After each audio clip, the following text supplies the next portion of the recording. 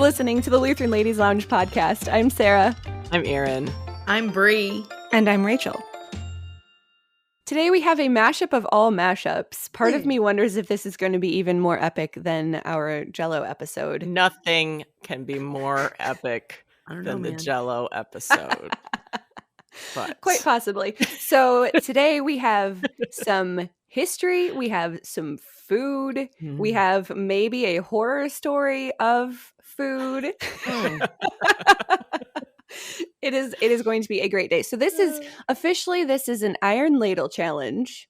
Unofficially, this is a celebration of the 500th anniversary of the Diet of Worms, which is being celebrated across our LCMS Synod this year, April 18th, 1521. So we decided to mash this up because what better way in Lutheran Ladies Lounge Land to celebrate the Diet of Worms than to have a Iron Ladle challenge with wormy food? I mean, hello, what is more appropriate?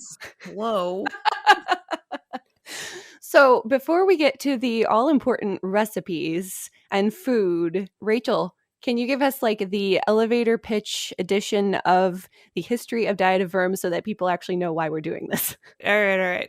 The Reichstag zu Worms took place 500 years ago this month. It actually started in January and went through May.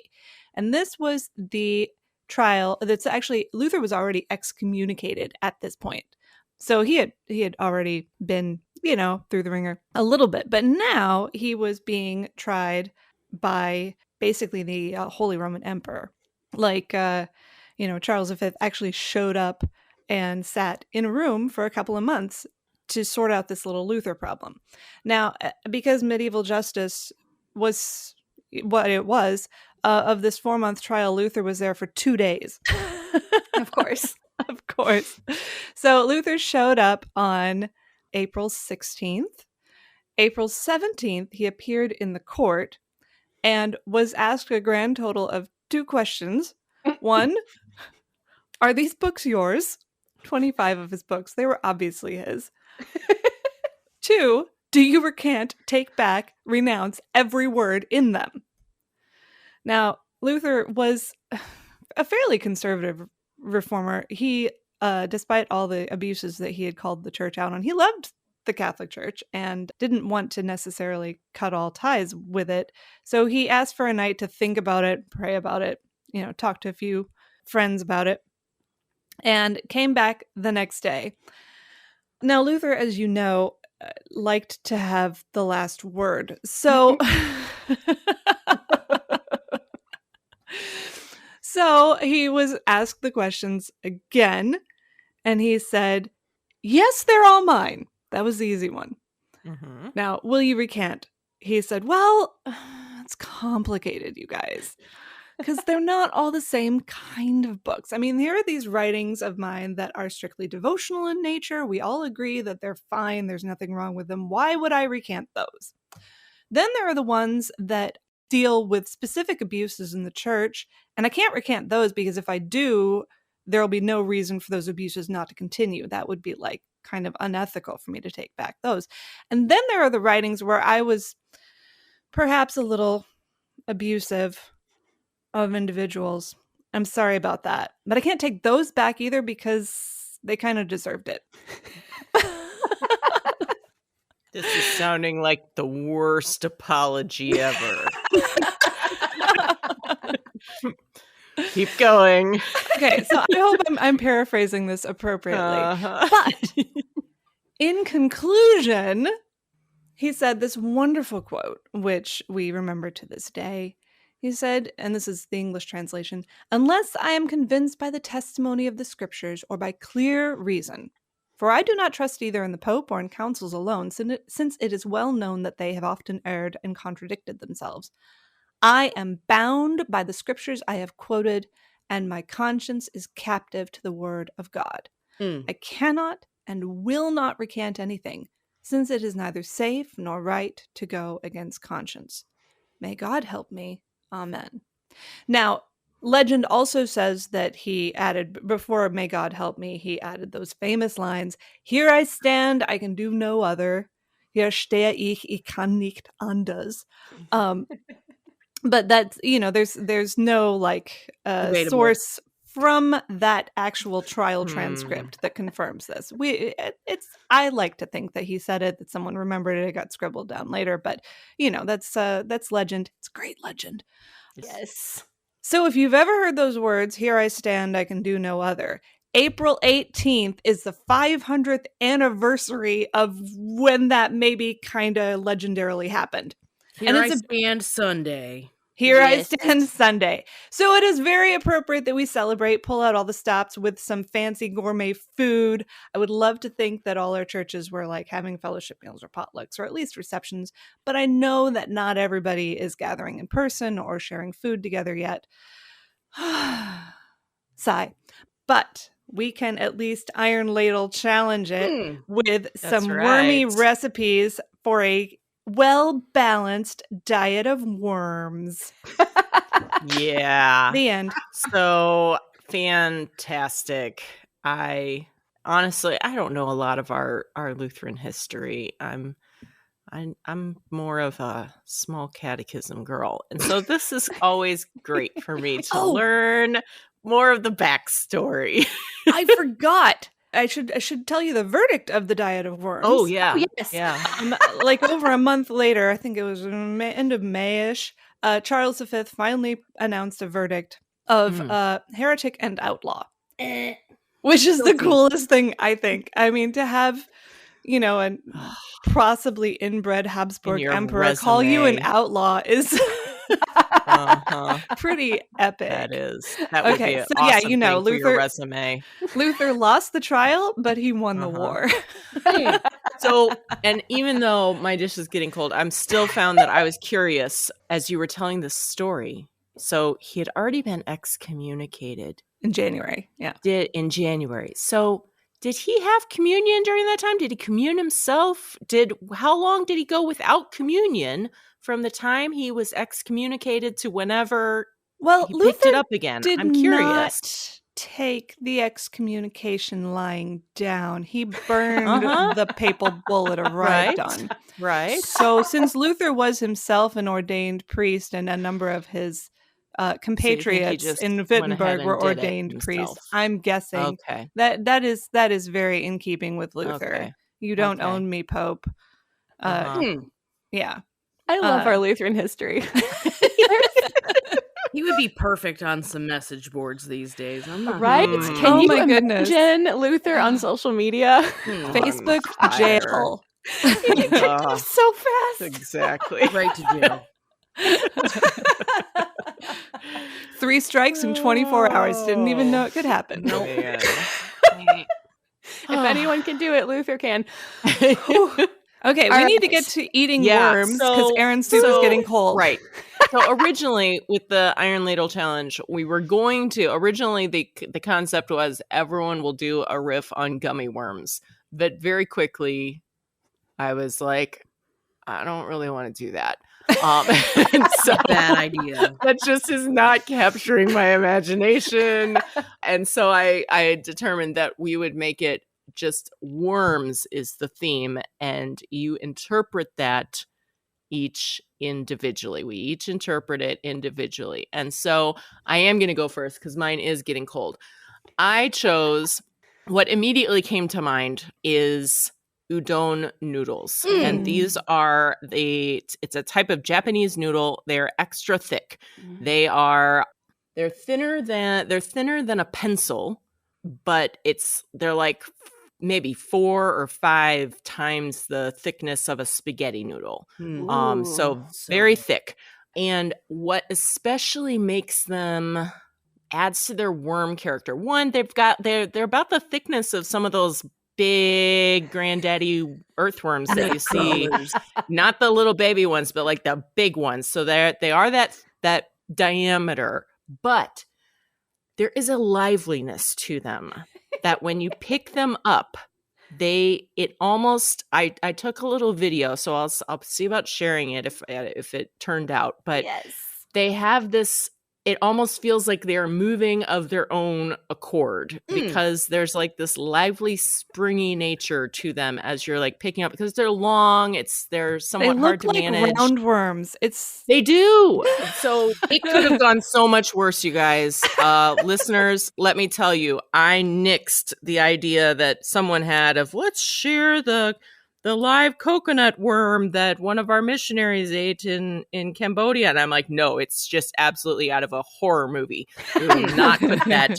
We are not sharing that as part of this episode. Now, I suppose it could still show up in the lounge. Someone else could share it, but let me And if assure you all. In my research for this episode, I can tell you that if you want to order edible worms, you can. So that's a possibility. Another option. I did not. Wait, there's edible worms? So, I mean, I guess you can eat worms. It's like the next. We all remember how to eat fried worms. Oh, yeah. Steak, children's book.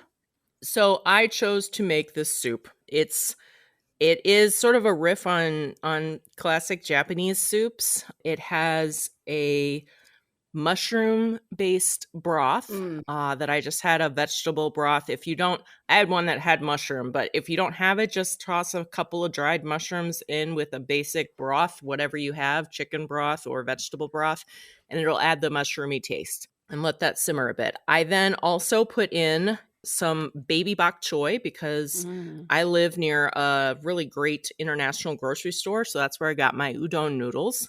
I got the type that are fresh. They weren't dried. So they aren't like made recently, but anyway, they're not dried. They're in the refrigerator section. I also got these tiny little baby bok choy that I then cut in half. And the way I cooked them was I just put them in the strainer. So once I was draining the noodles, because you do need to heat them basically, you put them in the pot and bring it up to boil because they're already cooked, but they need a little bit. So then when I poured the boiling water out, I poured it over my baby bok choy, and that was all it needed for cooking. So there's no need to do anything further. And so then it keeps its really pretty green color. That's genius. You could use bigger ones, of course, but you might need to cut it a bit further if you had larger bok choy than this. I also included a couple of shiitake mushrooms. Yum. And I went to the extra effort, which it didn't show up super well, but still I cut in the little cross that you often see and then just popped those into the broth while everything was heating. It did all come together really quickly. This morning is when I was like, I got to go to the grocery store and get these noodles. And then the grocery store was closed when I got there. So I pulled this all together very last minute before this episode. Oh, I think other you thing left that is something out of your waiting for the grocery store to open story. Yes, I had like a half an hour to burn before it opened. So I just trotted across the street to a delightful little coffee shop and sat and had a latte in the wind. It was like, this is why I live in this city, because I can do this. This is amazing. So the other ingredient, I included a 6.5 minute egg. And that is apparently the perfect time to cook an egg if you want it to still be you don't want it to be hard boiled and you don't want it to be soft boiled. It's the perfect transition point. So you bring your water to a boil, add your eggs, start your timer, 6.5 minutes, pull it out, peel them. They're great in soup. So it's a really easy thing to add to soup. They're also fantastic on salads to sort of have a little different type of an egg on a salad. It looks cool and it doesn't dissolve into your soup. With soft-boiled eggs, I've done that, and sometimes I take that approach. But the yolk then basically you lose the yolk because it just dissolves right into the broth. This kind of yolk does not dissolve. They're great. 6.5 minutes, great addition. 6.5 minutes. I feel like that is a number I've been looking for my whole life. I know. I have taken, at one point in my life, I did wake up from a nap and was like, I want to do an experiment. And I had a dozen eggs and I started a timer and I just started cooking eggs to see what was my preferred length of time for cooking eggs. But this length of time also, it does allow you to peel them relatively easy, assuming that your eggs aren't too fresh, because too fresh eggs are hard to peel. Mm-hmm. But anyway, give it a try if you haven't tried it. Sometimes hard-boiled eggs have that chalky sort of consistency. Mm-hmm. You know, the yolk? Mm-hmm. Not my favorite. So You want it to be jammy. anyway, Ish. Jammy. yeah, Jammy egg that's yolks. that's what you get with the 6.5 So minute. Let me say, it's fantastic. They also peel easier if you leave them out on the countertop for a little while before you cook them. Mm, That's a farmhouse trick. yeah. And no, they won't go bad. So when They'll be fine. Yeah. Yeah. That is my soup, and it is really fantastic. I did take some pictures before. good. So it's great. Mm, Yay. so delicious. I want udon So- now. Uh-huh. Tell me about the other dishes that we have here today. I can't do gummy worms, which is sad because one of my favorite things from childhood is dirt. Like the edible dirt with gummy worms. Which is what I would have made. However, not a thing. But I'm so thankful for you ladies because you make me get outside of my very small little food world with all of my food restrictions. So I got some packages of zucchini noodles. Love it. Which I know you can also make, but I don't have a spiralizer. And also, this is the week after Holy Week. Like, I don't have time for that. So I bought frozen zucchini noodles from Trader Joe's. I've been wanting to try them for a while, and this was finally my excuse. They were super duper easy to cook. You just drop them in the frying pan and let them cook for like 7 minutes, and then they're done. It was amazing. One of my standing meals is ground beef and butternut squash together, which if you have not had ground beef and butternut squash together, you must try it. It is, the flavors meld together and it's like this rich, sweet savoriness. I'm like, my mouth is watering right now just thinking about it. So hungry. I always start with that, and then I kind of rotate through some vegetable, like for a third vegetable. Sometimes it's kale, sometimes it's Brussels sprouts. But I had not put zucchini in it before. So yesterday for my lunch, I was like, I'm going to put zucchini noodles in my beef and butternut squash. And let me tell you, it was the best thing ever. It was so good. So that's going to be... Sounds amazing. This is going to be one of my regular meals now. So I know people ask for recipes. I don't follow recipes ever. However, for this one, I get fresh butternut squash that's already chopped up into bags because also nobody has time to chop up a butternut squash every week. And it like peels. I get a chemical peel on my hands when I chop butternut squash. It's really weird. Like I'm allergic to the skin or something. So I get that. I'm going to just say, Rachel totally rolled her eyes when you said nobody has time to chop a butternut squash each You week. weren't supposed to be watching that, Erin. So with the amount of butternut, like I would have to chop 3 butternut squashes a week with the amount of butternut squash we eat. You're right. The sort of slimy starchiness of the squash on your hands. I almost always roast mine before I chop it. But for what the recipe you are using, you would have to chop it raw. And agreed, it's rough on your hands. Yeah, not like I thought something was wrong with my hands the first time. I was like, I die because my hands were like. It was weird. They like I lost all my fingerprints and ridges. Like it just turned into this smooth. It was weird. Anyway, I bring them home and I throw them right in the freezer because it gets kind of slimy if you leave it fresh too long. I learned that the hard way. So I cook them from frozen every meal that we have them, and it works really well. I just leave the lid off of the pan so the water can evaporate, and it gets it really brown and roasty, and it's so good. So I roast a bag of that, and when that's like brownish, I throw in my ground beef and I stir that all together. And then I cooked the zucchini noodles separately because I've never done them before and I didn't want to get them too mushy because mushy noodles is the worst. Next time I'm just going to like put all the frozen stuff in together and just cook it all at once because I think the timing is going to work out and it's going to be a lot easier to bring to work. So it's just all of that, couple tablespoons olive oil and a large amount of Celtic salt and black pepper. That's it. That is it. And just mix it together. Amazing. Till it's all I done. was And so jealous when you told me your amazing. recipe. It's so good. And that's one of the things that I like to encourage all of my sisters who also have food intolerances, because I know there's a lot of you out there. Just because you can't eat a wide variety of foods doesn't mean that you have to eat boring food. Like it is one of my life goals to just make all of my small food world the tastiest that it can be, and it's And you are doing it, girl. Like Yeah. every delicious. episode of this, I'm just impressed. I can eat almost anything I want, but I drool over your recipes. right? So you're doing it right. Food. I don't even like vegetables, and Yeah. I'm like, oh, this sounds I- awesome. We eat so many vegetables. It's ridiculous how much we go through every week. Mhm. So that's mine. No fancy name, but beef butternut squash and zucchini noodles, and they were very wormy.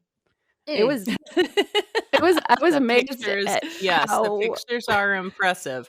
Now, here's a question. So it was fun, it was delicious, but given the wormy nature, if it weren't for this purpose, do you feel like you would continue with the zoodles, or do you feel like for presentation's sake, you might switch to like the like slices instead of the thin Or pennies. I don't know. Do you have it? Yeah. I think. What are your thoughts on that? I think because we use zucchini in other meals, and I use a lot of yellow squash in other meals too, and it tends to disintegrate, especially if you cook it too long.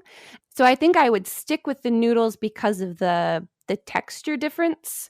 Because the Okay. butternut squash Mhm. that pretty much just like kind of mushes all up. There's some kind of hard chunks still, but it's mostly kind of mushy, and the ground beef is kind of Okay. disintegrates. So the noodles give it a nice different texture. If I Sure. used like just Sure. chopped zucchini, it would just be all one big ball of mush, which it would Yeah. taste good, but Yeah. it wouldn't look all Yeah. that great. And I mean, honestly, all noodles have a wormy They do. characteristic. They It was do. fun. And so why I yeah. cannot tell you how Excellent. long it's been since I've eaten something in noodle form. So this was Yeah. it's been well over a This is a year win. or two. So it was fun. I Vegetable appreciate noodles, okay, they're not actual noodles. Like people No. they'll be like, it's not real pasta, but like it. It's not supposed to be. game changer. Yeah, Game exactly. changer.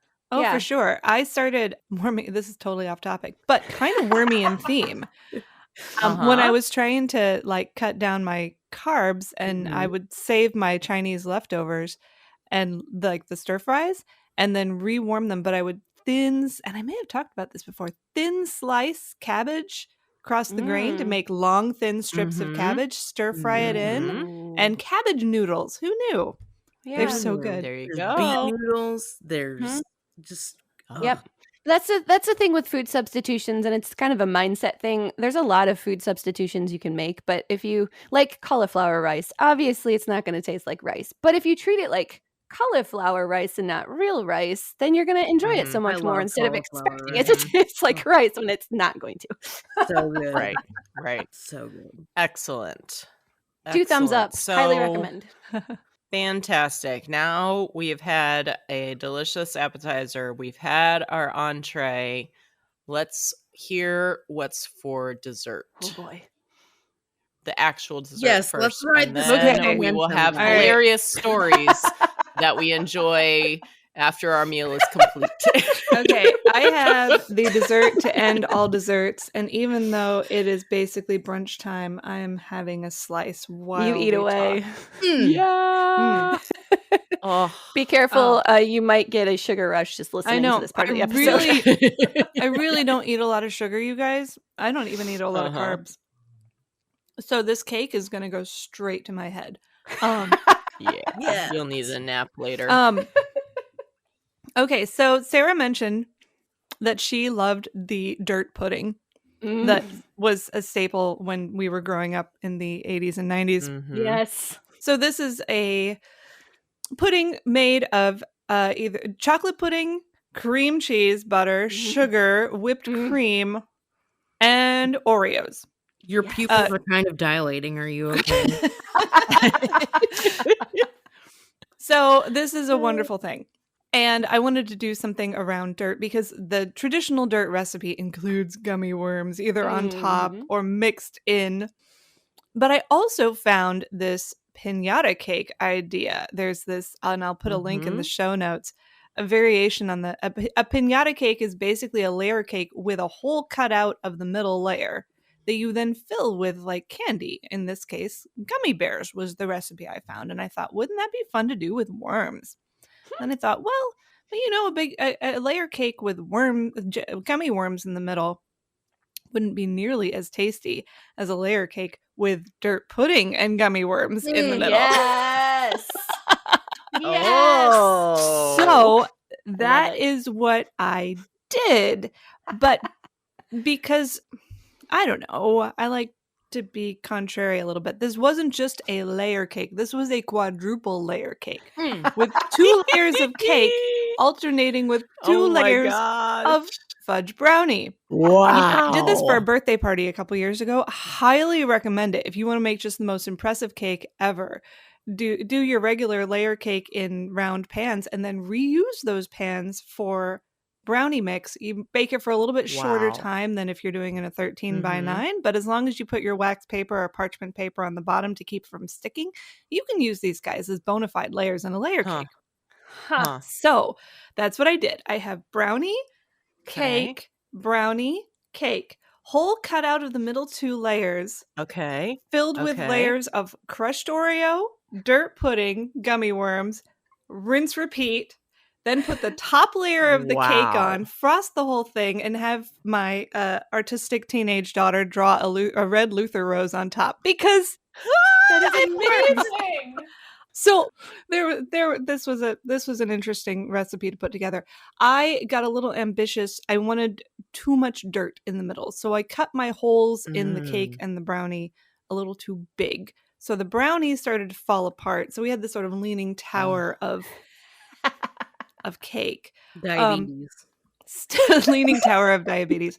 Yeah, but it was still, I mean, it was still delicious. And the frosting basically held it together like mortar, but it was a little bit less perfectly symmetrical than I would have liked.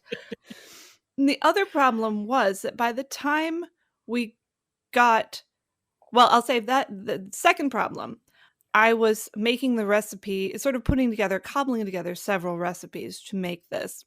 And as a result, I maybe made too much dirt pudding, and I have now about 1.5 quarts in my fridge on top of the giant layer cake. And then I have a little layer cake, actually, that was made with the holes that I cut out. The holes. Yeah, it's really adorable. I'll post pictures. But I have so much dessert in my house right now, you guys. I It's love awful. everything about this. No, Way late to last fly night. that close to the sun, Icarus. Way to Right. go. Oh my goodness. That is epic. Late last night, as I put the cake together and called all the children, because this is why I made dessert, even though I rarely eat dessert, because I have young people who can help me eat the dessert. Well, I said, "Who wants cake?" Well, they all wanted to see it open up. And it was not as impressive opening up as I would have liked, because just like in real dirt, the worms had sort of oozed their way in. So it wasn't like a piñata cake where you open it and like suddenly there's like, piñata, congratulations, candy. No, this was more of that cake is really a giant stuffed cupcake with like goop in the middle. And then you start eating the goop and there's worms in this. It's sort of this surprise. But I started slicing. More of a slow burn surprise. Right. I started slicing the cake. And who wants cake? My son, 14 years old, growing boy. I'll have cake. And of course, I had to cut a piece for myself because it's my recipe. All 3 of my girls declined the cake. What? Number 4 even?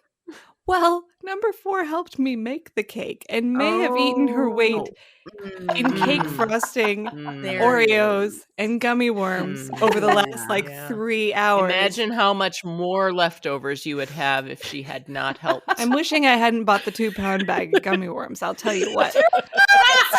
I didn't know how much I'd need. So we had consumed so many of the raw materials for making this dessert while we were making the dessert that nobody had any room left in their tummy. In fact, they were having tummy aches. Yeah. When the cake was cut. So hopefully it will be gone today. But let me tell you, despite the fact that I went to bed with gallbladder pain last night,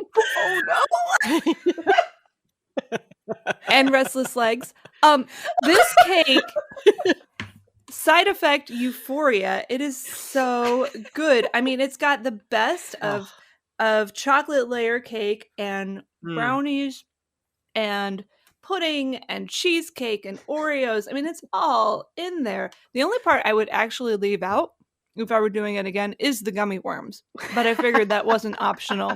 But I Not will this be time. Yeah, I will be making this pudding filled cake again sometime because it's really amazingly good. So yeah, there I you don't go. know There's about my you guys, but diet of my worms. A1C just jumped to 23 after listening to this story. Oh my That's bad for goodness. non-medical professions out there. Wow. No, that does look amazing, fudgy, So good. rich. And the pudding makes it more moist than a gooiness. cake has any right to be. Yep. You do like a Ugh. cross section of the Earth cake. Like now my mind is like, you do like a geology take cake. this? Like my mind is just racing now to figure out, okay, how can I do a geology themed birthday party? Like, Oh 'cause who boy. doesn't want that for their birthday? Yeah. What do you want your birthday to be, Billy? Rocks. Hey, geology nerd kids, I collected rocks when I Done. was a kid. I thought it was cool. I love rocks.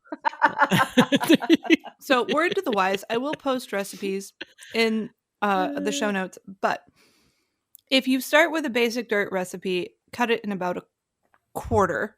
Get the small bag of gummy worms. You won't need that many. Get the small package of Oreos. You won't need that many.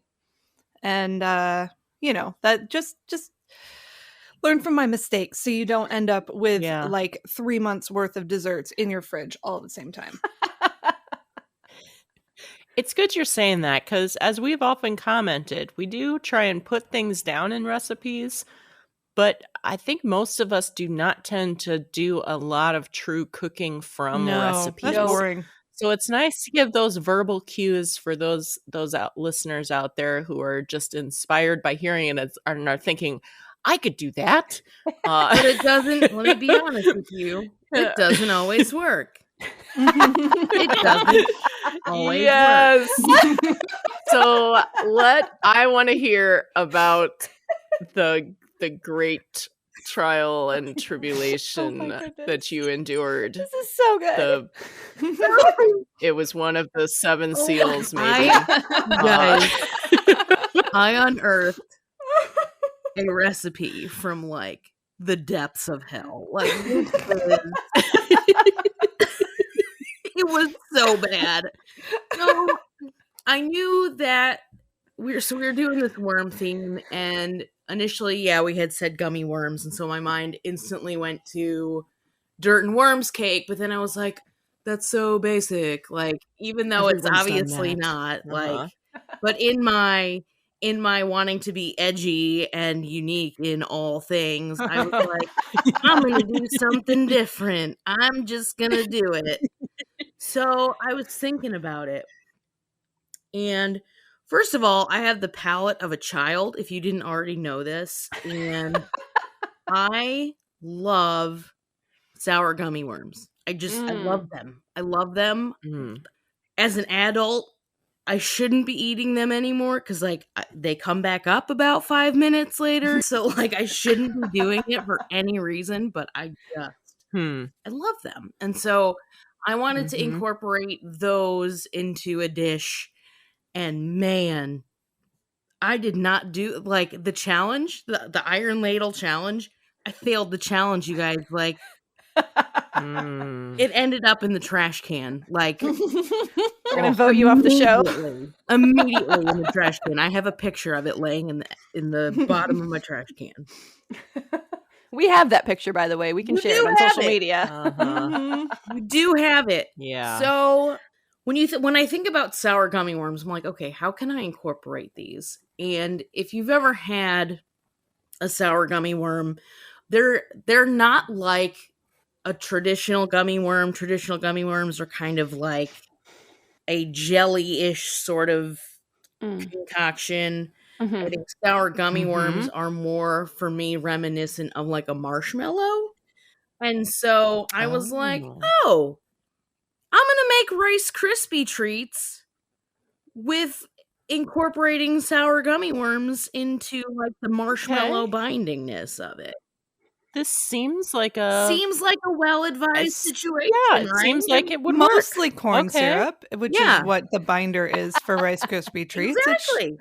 Theoretically, sure. Mhm. So I just followed the classic Rice Krispie treats recipe, which is 3 tablespoons of butter, 4 cups of marshmallows, which what I ended up doing in this scenario is I used 3 cups of marshmallows, mini marshmallows, and a cup of sour gummies. Basically what you're supposed to do Okay. if you've never made Rice Krispie treats before is you melt the butter, you dump in your marshmallows, you get it all melty and like one consistency, and then you dump in your Rice Krispies, you mix it all up, you put it in a buttered dish, and you just kind of let it set. You cut it into squares, bing, bang, boom. One of the easiest desserts you could possibly make, and highly popular. Really hard So, to like, go the wrong. payoff is amazing, right? Okay, so I did notice that marshmallows and gummy worms do have 2 sort of different, I guess, hardnesses or like One like has gelatin, the okay. other yeah. doesn't. So the gummy worm, the sour gummy is gonna have like a give to it. Like it's gonna bite back a little bit. You can't just take a bite like you can a marshmallow and just it rips, like it breaks. With the gummy worm, you need more Okay. force to Yeah. like get it to break down. Okay. So in that vein, and I doubt this is what ruined it, I think I added an extra tablespoon of butter. I think I started with 4, maybe 5 tablespoons of butter, sort of Okay. counteract. I feel like butter is Right. never going to make it go Right, wrong. right. So I don't think that No. was. I Solid feel that choice. can't possibly be Right. the So blame. I'm melting this Yeah, butter. adding the extra And butter. it smells like a Good. sugar factory in my house, and I'm Uh-huh. live tweeting this in the chat with them, and there's just like a stream of like me just texting because they were all like out probably doing work or so, like being constructive members of society. I think I messaged you guys like 53 times in a row, and like I said, what did I say? I was like, ugh, it smells like sugar. Like when I'm disgusted by how sugary it smells in my apartment, that was red flag number 1. Okay. So butter's melted, and I pour in the 3 cups of mini marshmallows, 1 cup of gummy worms, and it starts cooking down. And yesterday, within the first minute of it cooking, the most foul, acrid smell that I've ever smelled, and I've smelled some stuff, people, let me tell you, Uh-huh.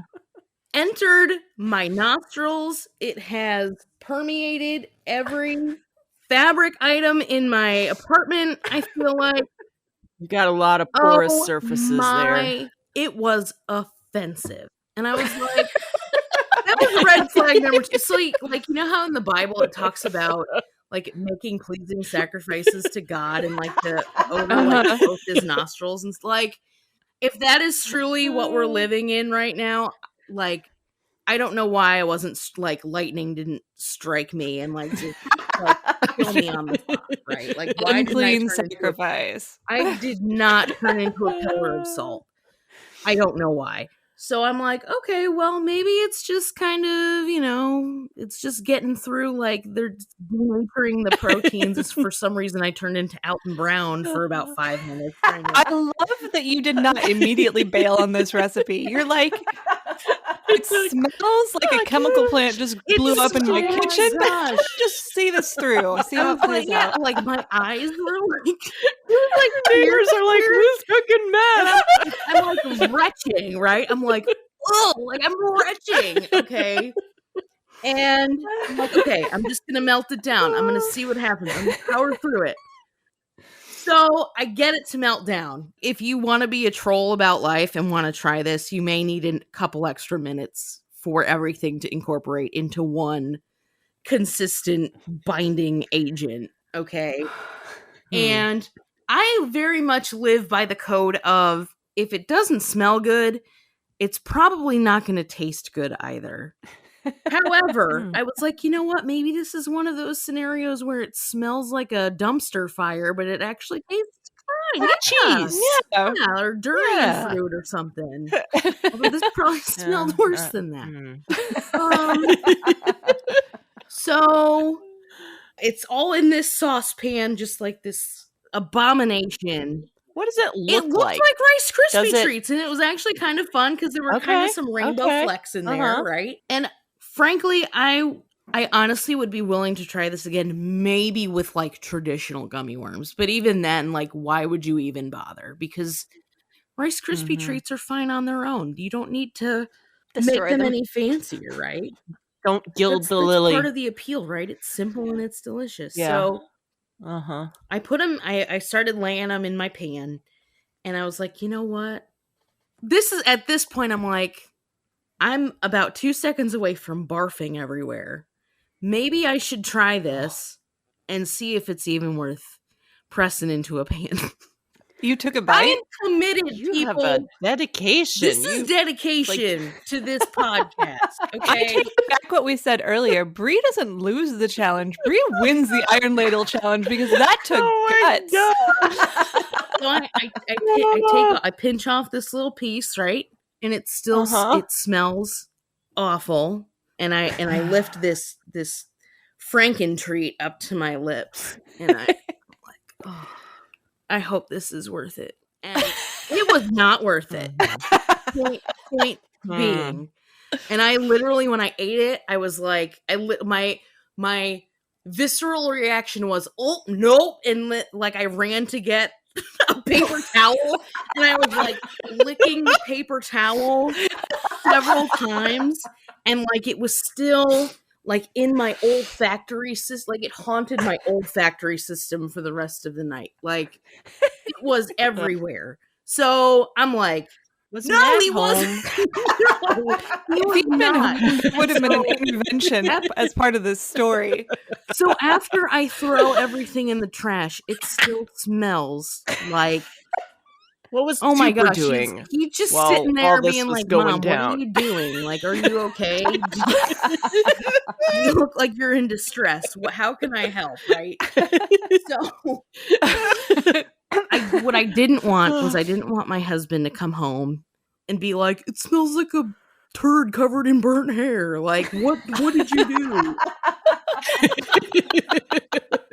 So it's 80 degrees outside yesterday, and we like to keep our our apartment at like a 65. Wow. Oh, and yeah, Risk. it's climate controlled. It's fine. So I had every single window and every single door open in my apartment to like vent it out, right?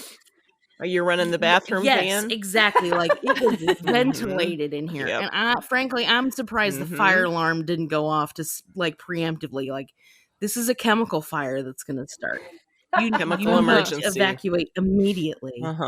So that was so Matt came I home. can see the news segment. Matt came home probably 3 hours later. It still smelled like a failed science experiment.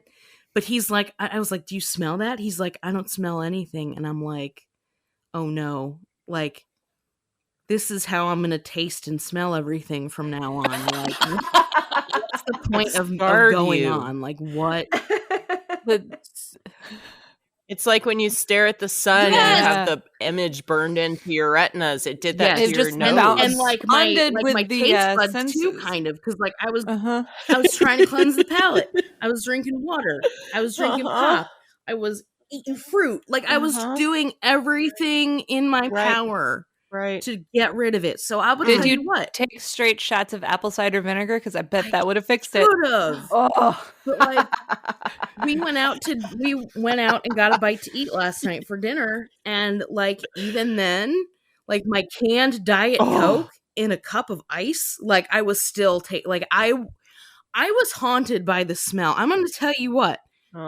We were driving home after dinner last night, and we live right alongside the highway. And as we were driving home last night, I could smell it from the highway. It was like this, and it was like this potent, odoriferous cloud. So like I have created this new form of pollution that is now hovering above the city of St. Louis. Oh my Gummy worm gosh. pollution is a thing. Like, let's get the ad council on the phone. Wow. I think you have just cured me of ever wanting to eat sour gummy worms again. You know what? I know. I think I have taste aversion now to them. I couldn't eat Oh, them if I no. tried. Yeah. Yeah. I couldn't. I've cured myself of it. Because it's always, even just the thought of it is going to make you immediately flash back to this experience. Gummy worm PTSD. Sensory recall is a thing. Like, yes. Mhm. Yes, I will. Mhm. You have recanted. Wow. I have Wow. officially recanted of this recipe. Is Here this I your stand. recipe? I can do no Never. other. Is this your recipe? Yes. Do you recant? Yes. Absolutely. So Every for those word. of you, and I'm not a food chemist. But I think for those of you who are wondering what possibly went wrong, because again, I think it could work with in a different scenario. I think what I didn't account for was like the sour sugar coating that is on the outside of the gummy worms, because I think that's what makes them sour. I think without that coating, it probably could have worked. It maybe was not, it Mhm. wouldn't have been all in vain, but I think there was something about that like sour Mhm. quality in the coating that just created this acrid, like, let me tell you, I've never smelled anything acrid before. I was aware of the word, but now, like, I know what acrid is because of yesterday's endeavor. Mhm. And I think that Yeah. somehow was the culprit in burning this taste and odor into the deepest folds of my brain. Okay, but I have an idea Mhm. if you ever want to try again. Okay, Okay. lay it on So me. I discovered when I was about 9 years old, helping my cousin bake a birthday cake for our uncle, that if you do not have food coloring, you can use Kool-Aid, like the old-fashioned Kool-Aid packets without the sugar, to add coloring, but it also makes it super tart. So if you wanted to add a fruity flavor, I might add a packet of Kool-Aid to the marshmallows. I don't know. This might actually create another chemical explosion. I don't know.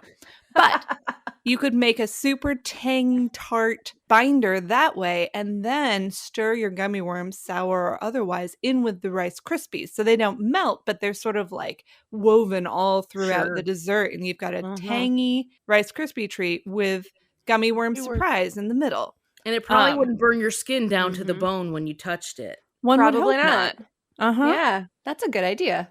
Mm. So yeah, like yesterday was talking about Icarus flying too close to the sun, Rachel. I flew into the sun and like just like burnt to like just a little speck of Husk. Just a Yeah. husk. So that's our trash course, everyone. Thank you for diving with Wow. us today. That is Wow. an epic story. They will be telling That this story is. around the fire for like our progenitors are going to be like, I can't believe she did that. yeah, right. They're telling this around the fire. You know what? No risk, no reward. Right. Nothing ventured, nothing gained. Uh-huh. Indeed. That's right. I didn't gain That's anything right. though. That does also mean that any of your progeny, they're all going to have this story told to them from their youngest age, so none of them are going to eat sour gummy worms.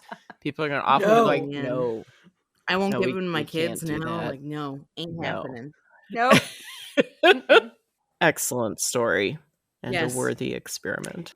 You can't share only the successes. Nope. That's not That's real. not real. This is real That's not life, truth. guys. Mm-hmm. That's right. That's true. That's In right. that pile of papers that Luther claimed, there were those that were really solid and those where he was just sort of like mouthing off at people. And he had to claim all of them. Yep. They're all Hmm. his. And we claim all of these recipes on this podcast. Yes.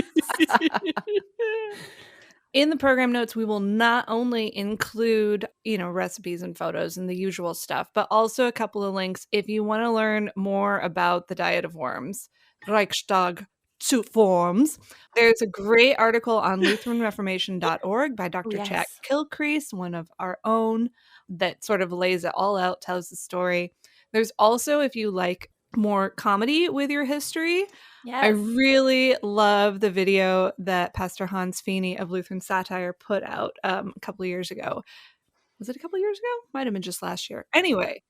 Yeah. Last year. Really well done comedy send up of the Diet of Worms, in which, Luther is a cool guy and Charles V smells of wet hot dogs and likes Fleetwood Mac unironically. So, it's like, if you like to have your history with a dose of satire, check that out, and we'll include links to both of those resources in the show notes. And since this is an Iron Ladle challenge, ladies, we want to know what your wormy recipes are. So we will ask for those in our Facebook group. We want your most epic wormy recipes, maybe ones that you are experimenting on yourself, because that's what an Iron Ladle challenge is for. So we want your pictures, we want your recipes, your successes, your epic failures, all of it. We want to know. Yeah. And if you tag us in your Instagram posts of these things, we will also share them in our Instagram story as well. So tag us there at Lutheran Ladies Lounge on Instagram with your recipes, because we want to share them. We love food. So happy Diet of Worms 500th anniversary, ladies. This was a great way to celebrate in a very Lutheran Ladies Lounge fashion. I can't even talk right now. I have laughed so hard in the last hour. Oh, I'm flying high on sugar right now. I tell you what, friends. It's all rainbows and unicorns for me right now. You got a push going on. Like, are you feeling okay? I'm kidding. I'm feeling no pain. Join our group on Facebook in the Lutheran Ladies Lounge for more recipes and history and epic everythings. The Lutheran Ladies Lounge on Facebook, and follow us on Instagram at Lutheran Ladies Lounge. We release all of our podcasts there. If you have family members who aren't female and still want to follow us, Instagram is a good place for that. They can follow us there since that is a public page. And we will share your stories of Iron Ladle challenges. If you tag us in your posts and stories, we'll get those shared as well, and share the 500th anniversary of the Diet of Worms in a very foodie way, which is fantastic. Find our podcasts. I almost forgot about our podcast. At kfuo.org/Lutheran Ladies Lounge, or on your favorite podcasting app. You're listening to the Lutheran Ladies Lounge podcast. I'm Sarah. I'm Erin. I probably can and should do other, I can do every other, but this one other. And I'm happy.